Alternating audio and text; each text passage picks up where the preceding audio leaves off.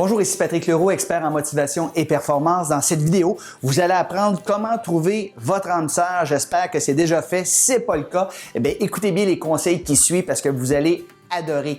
Imaginez pouvoir vivre avec la personne qui vous rend le plus heureux au monde parce que, on va dire la vérité, vous avez beau avoir le travail de vos rêves, un compte de banque bien garni, des bons amis, vous avez beau avoir tout ça, mais si vous n'avez pas quelqu'un avec qui partager des moments extraordinaires, bien, il vous manque un gros morceau dans votre vie. Donc, je vais vous partager quelques idées qui m'ont aidé personnellement moi-même à rencontrer mon âme sœur il y a environ 11 ans et demi de ça, avec qui j'ai eu deux filles absolument extraordinaires. On forme une union fantastique. C'est vraiment mon âme sœur. Je n'étais même pas certain d'ailleurs que c'était possible de rencontrer un âme sœur, mais croyez-moi, c'est possible. Donc, je vais vous partager quelques idées que j'ai appris moi-même à travers les années qui m'ont aidé à trouver l'âme sœur. Parce qu'on va dire la vérité, c'est pas nécessairement facile, ça se fait pas nécessairement en cliquant des doigts. Ça prend des stratégies, mais il est possible, il faut y croire, vous pouvez y arriver, vous également. Donc, la première idée que j'aimerais vous partager, puis je vais vous en partager à peu près 10 idées. La première idée que je vais vous partager, c'est qu'il faut absolument commencer par régler son passé. Avant de pouvoir anticiper, rencontrer une personne avec qui on va passer sa vie, il est important de passer un peu de temps seul. C'est-à-dire que vous venez de vivre une rupture, par exemple, ça faisait 10 ans, 15 ans que vous étiez avec quelqu'un, mais il faut régler son passé, il faut régler les chicanes, parce que quand vous allez rentrer dans une nouvelle relation, si vous êtes constamment préoccupé par la relation qui vient de se terminer, mais vous allez bousiller carrément votre nouvelle relation. Donc, réglez votre passé, prenez le temps d'être seul. Justement, c'est ma deuxième idée ici. Soyez bien tout seul. Apprenez à vous aimer. Parce que si vous rentrez dans une relation et parce que vous avez un manque, une carence affective, bien, vous ne serez pas heureux et heureuse. Donc, je pense qu'un couple, l'autre personne est un complément, est un supplément, désolé. Vous êtes déjà un complément, vous vous complétez par vous-même. L'autre personne apporte quelque chose de plus à ce que vous êtes. Vous n'avez pas nécessairement besoin de l'autre personne, c'est un plus que l'autre vous apporte dans votre vie. Donc, apprenez à être bien tout seul, à faire des activités tout seul, à passer des samedis soirs toute seule, à vous recentrer sur qui vous êtes vous-même. Et une fois quand vous allez bien vous-même, mais là, vous serez prêt à rencontrer quelqu'un. Il y a des gens, vous connaissez sûrement des gens comme ça, ne sont pas capables d'être tout seuls. Ils ont besoin d'une béquille, ils ont constamment besoin d'avoir quelqu'un dans leur vie. Ça prouve que ces personnes-là ont un manque d'estime en eux-mêmes. Troisième idée pour trouver son âme sœur, déterminer les choses, les qualités, les attributs qui sont absolument obligatoires sur la personne que vous voulez avoir.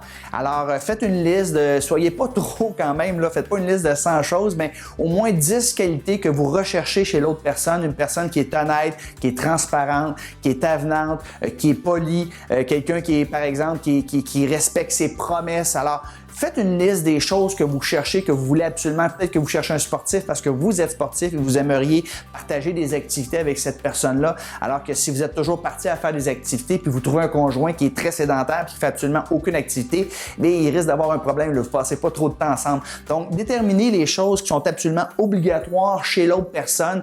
Peut-être que vous mesurez 5 et 10, vous êtes une femme, donc vous ne voulez pas avoir quelqu'un qui mesure 5 et 5 parce que quand vous mettez des talons, vous mesurez 6 pieds. Alors, peut-être qu'il y a absolument obligatoire, vous aimeriez avoir un homme qui mesure tant et plus. Donc, écrivez les choses qui sont absolument obligatoires chez quelqu'un et par la suite, bien, écrivez les choses qui sont désirables chez quelqu'un. Donc, absolument obligatoire, bien, je veux quelqu'un qui a une carrière, qui est autonome financièrement, que je veux pas faire vivre. Ça, c'est obligatoire. Je veux pas me ramasser avec quelqu'un que je suis obligé de faire vivre. Donc, obligatoire. Mais désirable, quelqu'un qui aime faire la cuisine, par exemple. C'est pas obligatoire, mais s'il peut faire la cuisine, tant mieux.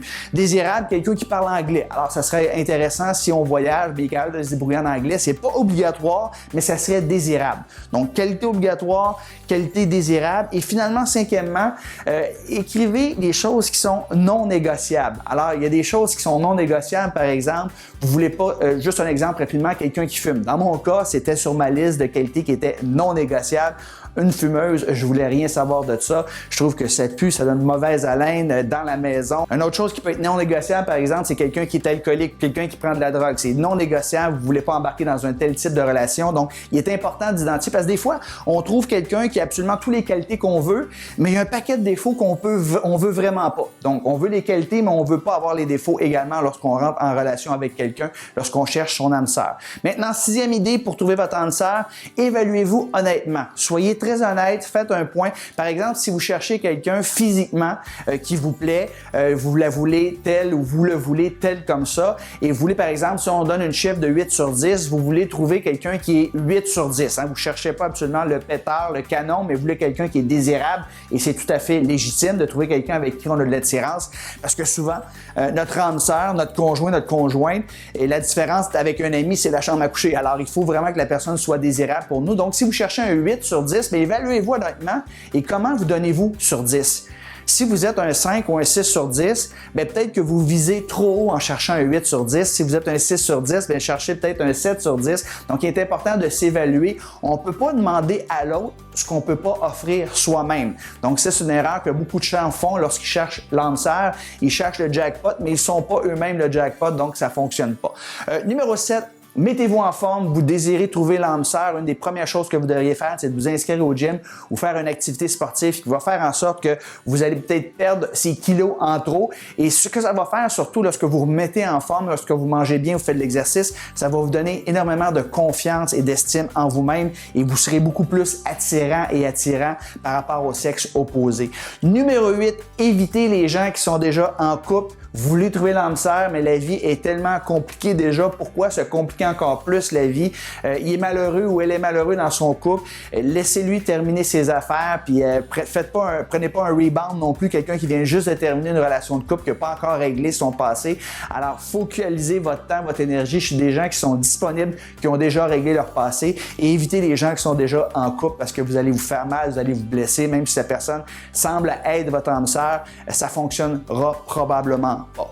Numéro 9, ayez un plan marketing très important. C'est pas en restant chez vous que vous allez rencontrer l'âme sœur. Donc, identifiez les endroits où votre âme sœur est plus susceptible d'être. Et tout simplement, faites un plan marketing dans le sens que provoquez les situations. Sortez de chez vous, allez dans des clubs sportifs, allez dans des soirées où la personne est susceptible d'être là.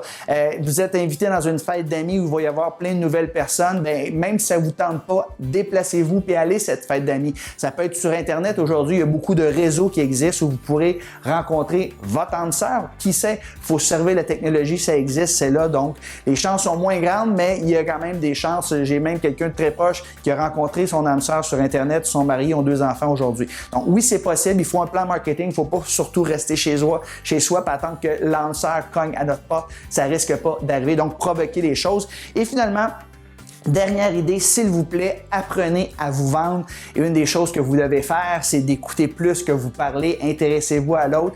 Et s'il vous plaît, si vous êtes sur Internet, par exemple, vous avez des profils avec une photo, bien, prenez une photo professionnelle ou du moins, là, cadrez bien votre photo puis mettez pas des photos de vous avec des trucs que vous aimez, vous. Vous devez apprendre à vous vendre. Donc, mettez-vous dans la peau de votre âme sœur potentielle. Qu'est-ce qu'il ou qu'elle aime et mettez-vous en valeur dans cette optique-là pour qu'il y ait un intérêt commun. Et il y a beaucoup de gens qui, malheureusement, ne savent pas se vendre. Alors, vous devez apprendre à vous vendre, évidemment, à vous mettre en marché, à avoir confiance en vous-même. Alors, j'espère que vous avez apprécié ces 10 idées-là. J'espère que quelques-unes de ces idées-là vont vous permettre de rencontrer votre âme sœur. J'ai rencontré mon âme sœur. C'est la chose la plus extraordinaire. Encore une fois, vous pouvez avoir tout l'or du monde. Si vous n'avez pas quelqu'un avec qui partager tous les plaisirs, les joies, les peines de la vie, quelqu'un sur qui compter, bien, il vous manque un gros morceau dans votre vie. Et je vous souhaite, si ce n'est pas encore fait, de rencontrer votre âme sœur. Vous avez aimé la capsule vidéo suivante, s'il vous plaît, donnez-moi un pouce ou partagez à vos amis, s'il vous plaît. N'hésitez pas à vous abonner à ma chaîne Facebook ou bien à ma page YouTube. Partagez cette vidéo-là à vos contacts si vous pensez que ça peut les aider également.